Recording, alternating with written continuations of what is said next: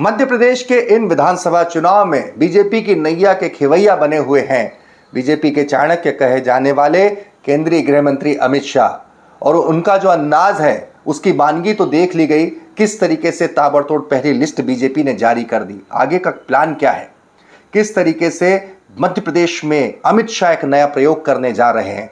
230 विधानसभा क्षेत्रों में बीजेपी शासित राज्यों के 230 एमएलए भेजे जाएंगे, 7 दिनों तक रहेंगे लेकिन करेंगे क्या, किस तरीके से काम करेंगे, पहली बार दिल लपेटा आपको डे टू डे फंक्शनिंग का खुलासा हम करने जा रहे हैं। नमस्कार, मैं हूं भुवनेश सेंगर।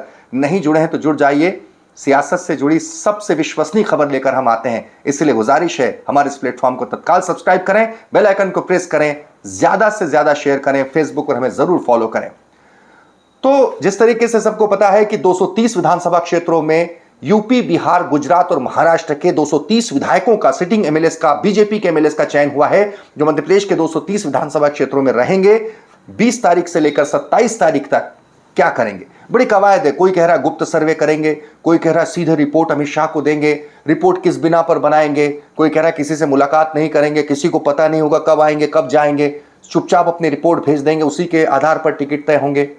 मैं आपको बताने जा रहा हूं कि किस तरीके से ये एमएलए हर विधानसभा क्षेत्र में जाएंगे, 7 दिन रहेंगे और 7 दिन क्या करेंगे, एक एक दिन क्या किया जाएगा, इसका पूरा कार्यक्रम हाईकमान ने उन्हें दिन के घंटे के हिसाब से, आवर टू आवर बिल्कुल दे रखा है। दिल लपेटा पे आप सबसे पहले इस बात को देखने जा रहे हैं। जी हां, 19 अगस्त को भोपाल पहुंचना था, 19 अगस्त पहुंचे, वहां पर इनकी ट्रेनिंग हो गई है। ट्रेनिंग में यही बताया गया है जो ये अब करने जा रहे हैं। तो मैं आपको बताता हूं कि पहले दिन से लेकर 7वें दिन तक ये क्या करने जाएंगे। सबसे पहले जब पहुंचेंगे अपने विधानसभा क्षेत्र में जो इन्हें दिया गया है, उस विधानसभा क्षेत्र में जाते के साथ सबसे पहले मंडल की बैठक होगी। मंडल चूंकि बीजेपी की बेसिक यूनिट है, मंडल बीजेपी मंडल की बैठक होगी। यहां पर हर मंडल की अलग अलग बैठक होगी। ऐसा नहीं है कि 2-3 मंडलों की इकट्ठी बैठक हो जाए। हर विधानसभा क्षेत्र में किसी में 2, किसी में 4, किसी में 6 मंडल तक हैं बीजेपी के, तो हर मंडल की अलग बैठक होगी। मंडल की जिसे नाम दिया गया मंडल मूल्यांकन। इस पूरे कार्यक्रम का नाम है विधायक प्रवास प्रस्ताव। मंडल की बैठक, हर मंडल की अलग बैठक। उसके बाद मोर्चा की बैठक होगी, जिसमें कि युवा मोर्चा से लेकर अलग अलग पार्टी के जो मोर्चा है उनके अध्यक्षों और उनकी कार्यकारिणी के साथ बैठक होगी। इसके बाद नंबर आएगा शक्ति केंद्र का। शक्ति केंद्र है क्या होता है बीजेपी की जो वर्तमान संगठनात्मक स्थिति में, वो आपको बताता हूं। 5 बूथों को मिलाकर एक शक्ति केंद्र माना जाता है। तो शक्ति केंद्र, उसके जो अध्यक्ष हैं, उसके जो कार्यकारिणी, उसके साथ बैठक होगी। हर विधानसभा में जितने शक्ति केंद्र हैं, यानी 5 बूथों के ऊपर एक शक्ति केंद्र, उसकी ये बैठक लेंगे। उनके साथ संवाद करेंगे, उनसे पूछेंगे क्या स्थिति पार्टी की, क्या जमीन है, कौन चुनाव लड़ सकता है, कौन जीत सकता है, क्या स्थानीय मुद्दे हैं, किन मुद्दों को उठाना चाहिए, क्या सरकार की योजनाएं काम कर रही हैं, नहीं कर रही हैं, इस सारी बातें होंगी। शक्ति केंद्र के बाद नंबर आएगा बूथ स्तर का। जी हां, बूथ स्तर के जो प्रतिनिधि हैं उनसे मुलाकात होगी।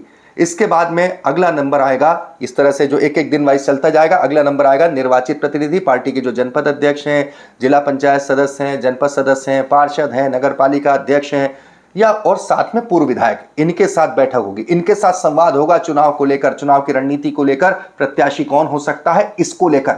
अब इसके बाद नंबर आएगा प्रभाव, जो पूर्व विधायक हो गए। इसके बाद लाभार्थी, जो सरकार की योजना है, बेनिफिशियरी जो है सरकार की, उनका नंबर आएगा। जैसे प्रधानमंत्री आवास योजना हो गई, अभी हाल ही में लाडली बहना योजना जिसका डंका पीटा जा रहा है, इनके बेनिफिशियरी से मुलाकात करके कि क्या वाकई ये योजना आप लगेगी कि जिससे वोट में कन्वर्ट हो पाएगा, नहीं हो पाएगा। आप सोच रहे होंगे यहाँ तक तो सब कॉमन है, सभी करते हैं। बिल्कुल, अब कुछ अनूठा क्या है सुनिए। अगला नंबर, इन्हें काम क्या दिया गया है, विपक्षी दल के नेताओं के साथ मुलाकात, और वो भी असंतुष्ट नेताओं के साथ मुलाकात। मध्य प्रदेश में कांग्रेस का कोई नेता अगर नाखुश है या कांग्रेस का कोई नेता प्रभावशाली है, उससे भी मुलाकात की जाएगी, उससे भी मुलाकात का एजेंडा है। ये बिल्कुल बहुत ही अनूठी बात है, विपक्षी दल के नेताओं के साथ मुलाकात। इसके बाद इलाके के प्रभावशाली नेता जो भले किसी और पार्टी के हों, लेकिन उनके साथ मुलाकात, ये भी अनूठा है। चुनावी साल में ऐसा होता नहीं है, कभी पर्यवेक्षक कहीं पे आते हैं, अपनी पार्टी के लोगों से घिरे रहते हैं, वही पार्टी के भी वही की वही लोग उनके आगे पीछे घूमते रहते हैं। या इस बार ऐसा नहीं है, पूरे डे टू डे ये खाका खींच कर दिया गया है, समझाया गया है कि आपको किससे मिलना है, कैसे मिलना है, कितना मिलना है, कब मिलना है, किससे के साथ मिलना है, किसके साथ नहीं मिलना है।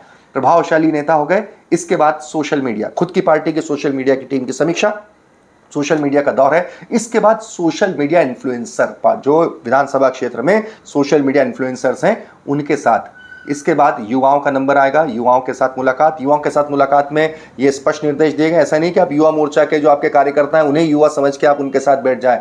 यहां तक कहा गया है कि अगर आपको युवाओं से मिलने के लिए कॉलेज जाना है, कॉलेज जाइए, कोचिंग इंस्टीट्यूट जा सकते हैं तो वहां जाके मुलाकात कीजिए। व्यावसायिक संगठनों से मुलाकात होगी, इसके बाद जो व्यापारिक संगठन है उनके प्रतिनिधियों से मुलाकात होगी।